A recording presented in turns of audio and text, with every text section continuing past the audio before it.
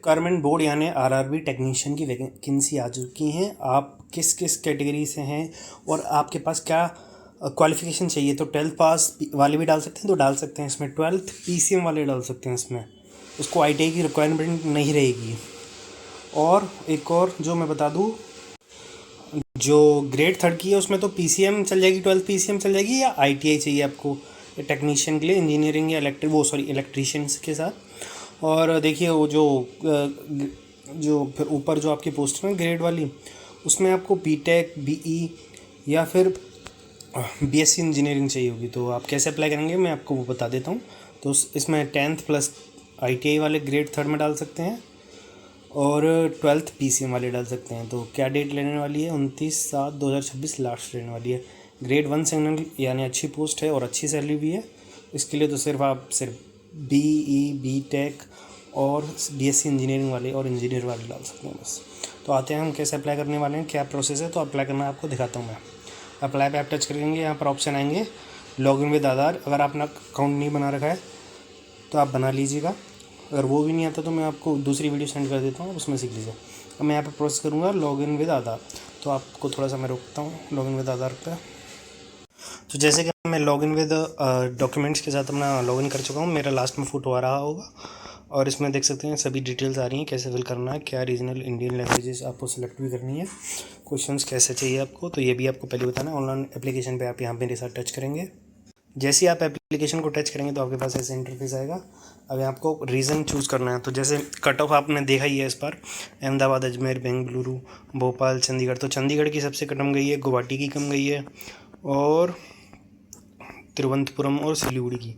अब आप देख लीजिए, अगर आपको हाई कट ऑफ आपको लगता है कि आप अच्छी से फाइट कर पाओगे तो फिर ये देख लीजिए, नहीं तो मैं तो इसमें आपको बोलूँगा चंडीगढ़ की कम गई तो अच्छा एरिया भी है।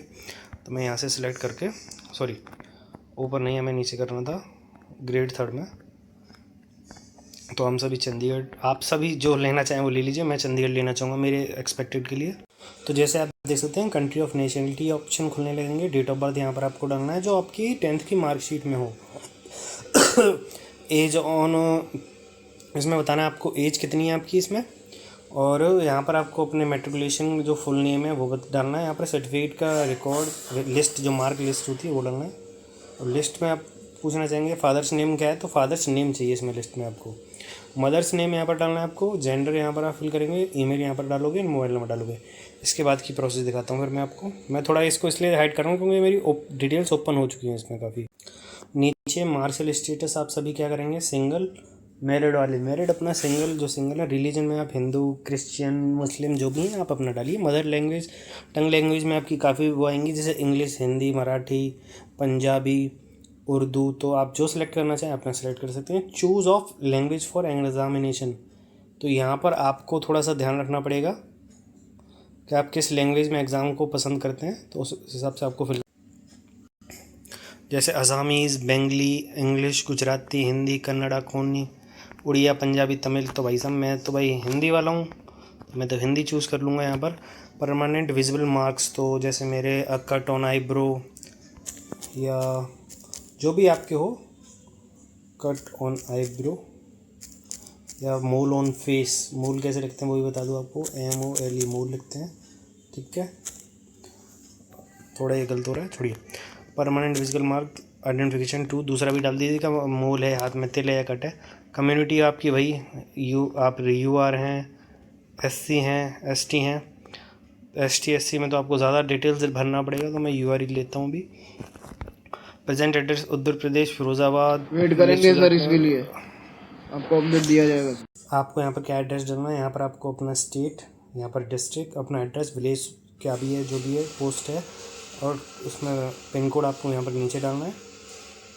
और फिर आपको यहाँ पर अपना टाउन या सिटी कोई मेजर आसपास हो, जैसे आप राय से हैं तो आप फिर राय डाल दीजिए। जैसे कोई आगरा से हैं तो वो डाल दें सिकंदराबाद। जैसे ये टाउन, जो सिटी मेजर टाउन हो या ऐसे जो भी अपना आसपास हो उसको डाल दें, ठीक है। अब आगे चलते हैं सभी। यहाँ पर इसको सेव करेंगे ताकि आपका डेटा ये चला ना जाए। तो फिर इसके बाद नेक्स्ट करेंगे, नेक्स्ट के बाद आगे प्रोसेस क्या होगी। फिर आपका ये सेकंड पेज खुलेगा, यहाँ पर एक्स सर्विसमैन है, आप सभी नो फिल करेंगे, आप नहीं हैं, तो जो है वो डालें भाई। और फिर बेंचमार्क डिसेबिलिटी जिसको है, जैसे विकलांग जो होते हैं हमारे भाई, उन सभी के लिए यहाँ पर ऑप्शंस रहेंगे, तो अपना फॉर्म फिल कर सकते हैं इसको। Is your writing ability affected in terms of para, तो आप डाल सकते हैं यहाँ पर नो, क्योंकि स्क्रैप की ज़रूरत ही नहीं है इसमें। Are you eligible to avoid fake conversation in terms of para 10.3, हाँ तो आप इसमें येस करेंगे, ठीक है। Are you an employee of Indian railways, no. Name of the current department organisation, not applicable, जो इसमें पहले से ही फिल है। Details of course completed act apprentice ने किया ही नहीं, तो Aadhaar card number seeded with bank account, तो इसमें जो आपका आधार कार्ड बैंक से लिंक्ड है ज़रा उसका ध्यान रखें, और ना लिंक्ड हो तो उसको आप कैसे लिंक करते हैं वो भी आपको हम बता देंगे।